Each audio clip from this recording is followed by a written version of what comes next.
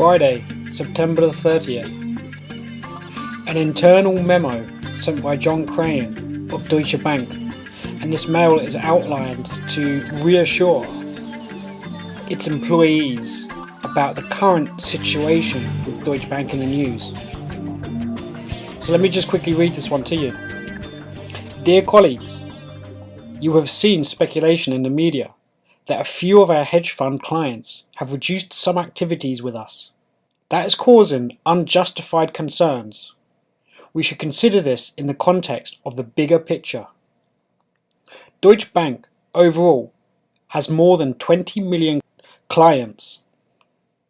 I understand if you feel concerned by the extensive coverage on this issue. Our bank has become subject to speculation. Ongoing rumours are causing significant swings in our stock price. It is our task now to prevent distorted perception from further interrupting our daily business. Trust is the foundation of banking. Some forces in the markets are currently trying to damage this trust. Deutsche Bank has strong fundamentals. Let me mention some of the most important facts at this point. 1. We fulfill all current capital requirements, and our restructuring is well on track. We completed the disposal of the British insurer Abbey Life this week, and the sale of our stake in the Chinese Qiuexa Bank will be finalised soon. This will further improve our capital ratio. 2. We have significantly decreased our market and credit risk in recent years. At no point in the last 2 decades has the balance sheet of Deutsche Bank been as stable as it is today. 3. Despite low interest rates and a difficult environment, we posted a pre-tax profit of about €1 billion in the first half of 2016. Before extraordinary items like restructuring costs, we earned about €1.7 billion. This demonstrates the operating strength of Deutsche Bank. 4. In a situation like this, the most important factor is our liquidity reserves. Currently, they still amount to more than €215 billion. This is an extremely comfortable buffer. This is clear proof of how conservatively we have planned. This is acknowledged by numerous banking analysts. There is therefore no basis for this speculation, nor can uncertainty about the outcome of our litigation cases in the US explain this pressure on our stock price. If we take the settlements of our peers as a benchmark, you have all done a tremendous job over the past few days. You are the ones who are in constant contact with our clients and making it clear how Deutsche Bank is really doing. You are Deutsche Bank. That is impressively clear. All of us in the management board highly appreciate it. You will hear back from me soon. Please keep working as you have been doing so far. We are and we remain a strong Deutsche Bank. Yours sincerely. So let's just break this memo down. First of all, have the employers got no fucking idea what is going on if they believe bullshit like this? The numbers that he is talking about as reserved liquidity, there is no mention whatsoever about their systemic derivative holdings, which massively dwarf any of these statements he has made. So it makes me think, if these people swallow this pill, which, if they have any common sense and smarts, they will be more than aware, especially working in the banking industry, of the liabilities attached to Deutsche Bank through its derivative markets. So here's an article, Zero Hedge, regarding the Deutsche Bank share price, which we're aware has had a massive tumble, and it's alleged that this has been sparked by 10 hedge funds pulling collateral out of Deutsche Bank. And isn't it ironic that as soon as the bank takes a hit, which takes it below €10 per share, within a very short window, news comes out that the Department of Justice, which we have covered is anything but justice, declares that they will be reducing the fine, which has supposedly propped up the market, like under the expectations of, do you know what? It's not going to be 14 billion. It's only going to be 3 or 4. So we've got a load of spare money. But isn't it always funny that these stocks and shares in these huge corporations and banking sectors, whatever they get hit by, they always retrace it to the same level to maintain market cap? Because the severe shock that drops like this have, it's a ripple effect across the market. So they have to rebound fast to stabilize that shock. So that's the factors as to what's happened and sparked this latest situation with Deutsche Bank. Now let's go back to this memo. Our bank has been subject to speculation. I don't think the derivative market is speculation. When you're talking about, I think it's in the region of 60 or 70 trillion. That is fact, not speculation. So I wonder if he is just reading this to the sheeple banking sector. I mean, how many of the actual workers in this institution are going to fall for this? Let's break down his first line of defense. We fulfill all capital requirement and our restructuring is well on track.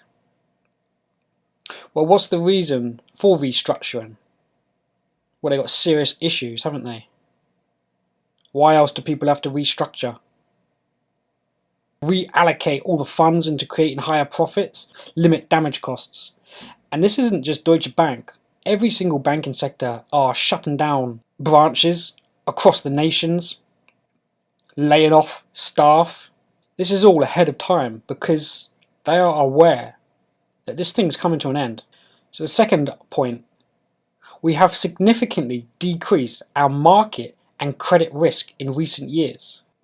Now that probably goes without saying. They have done most of the damage a few years back by massively increasing, after the 2008 crash, the derivative market to prop up the new system and just to kick that can a little bit further. So it goes without saying, of course you will have significantly decreased because you will have done the main support system after 2008. Number 3, despite low interest rates and a difficult environment, we posted a pre-tax profit of about €1 billion. Well, let me tell you something. 1 billion is fuck all compared to a trillion. And when you've got 70 of them in your derivative market, what's a 1 billion profit going to do in the first quarter? It's not even going to soak up one drop of blood. Number 4, in a situation like this, the important factor is our liquidity reserves. Again, 215 billion. That is not even going to clot the blood. It all boils down to this. Would that memo reassure you if you know what we know? And let's just see what is going on in the silver market and gold market as of today. And it goes without saying, they have to put a cap on these gold and silver markets in order to make the fiat look good. Because if uncertainty comes out through the banking sector and gold, silver and Bitcoin rocket, what does that say about the fiat currencies? They have to manipulate these markets from rising. And you can see from the information that was released today from around 11 o'clock, the knock-on effect has been that silver has shot up in value. And they've caught hold of this realised this, and they've sent their algorithms to work to smash it back down and keep it under control. Because they know that this gold and silver markets are the Achilles heel. So this is just an artificial. These are still fantastic times to be purchasing physical gold and silver, because this big bad Deutsche Bank is going to go pop.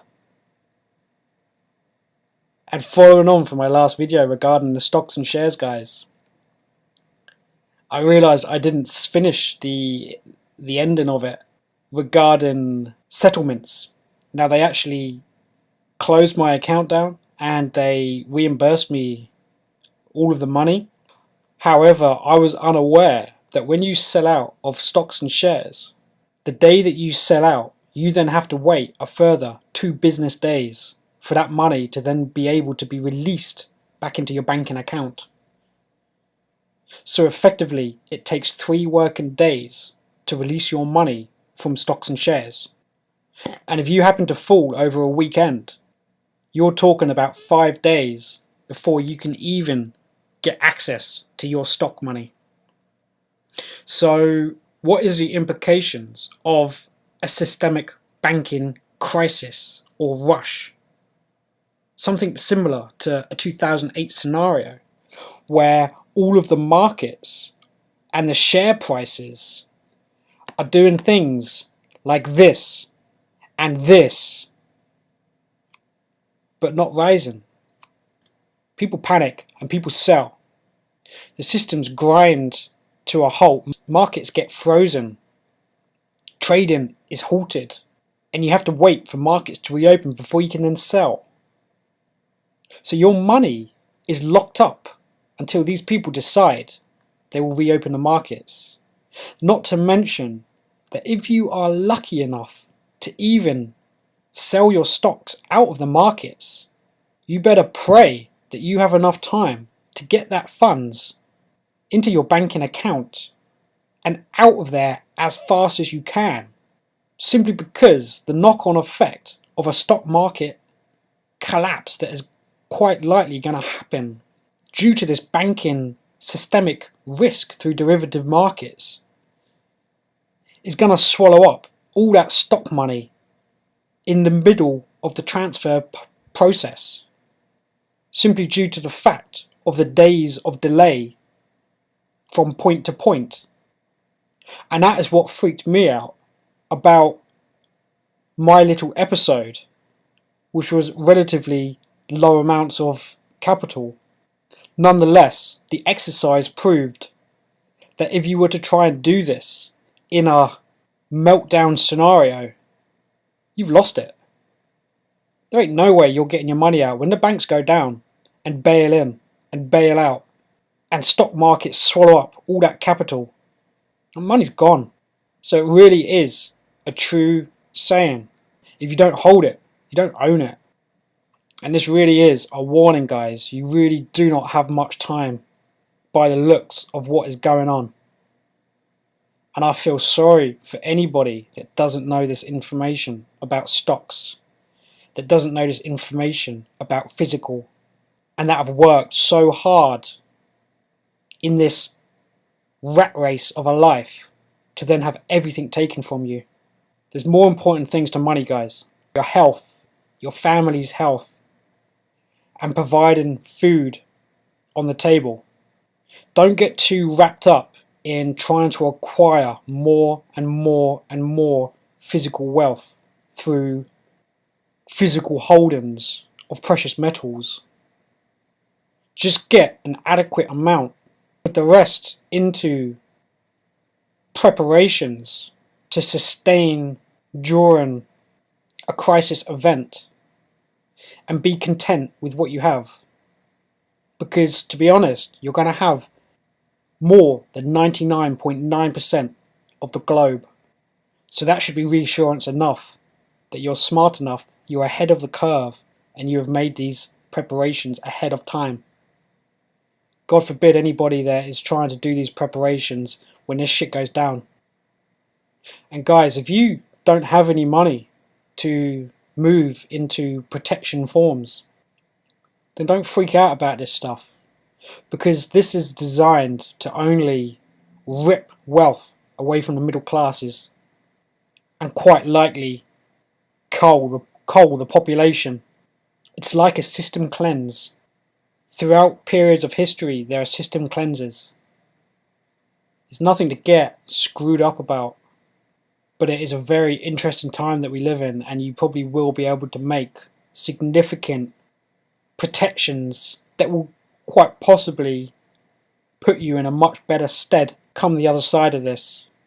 But we're talking, years before things will probably rebuild and regrow into a nicer system, if it even does grow into a nicer system. Best way to look at it is if it's out of our control, if we can't control what's happening, don't let it affect your anxieties. You can't do anything about it. It's just going to come, it's going to pass, and the people will find a way to get over things. It's the thing about people. They are the most resilient, adaptive creatures the planet has ever seen. We can live in almost all types of environments. Obviously there's some extreme cases where you can't, but generally speaking. So the important things are just your health, your family, your security, and if you're lucky enough, an element of wealth protection. And basically just sit back and enjoy the show, because it's only the high net worth individuals that are the ones who are set to lose everything. Because if you don't have anything to lose, like 90% of the world don't even have any wealth. They live paycheck to paycheck, meal to meal. Is this global reset going to affect them? As long as they can still eat, they're no worse off. I'll leave it there, guys. Thanks for watching. Please do leave your comments. I'll see you on the next one.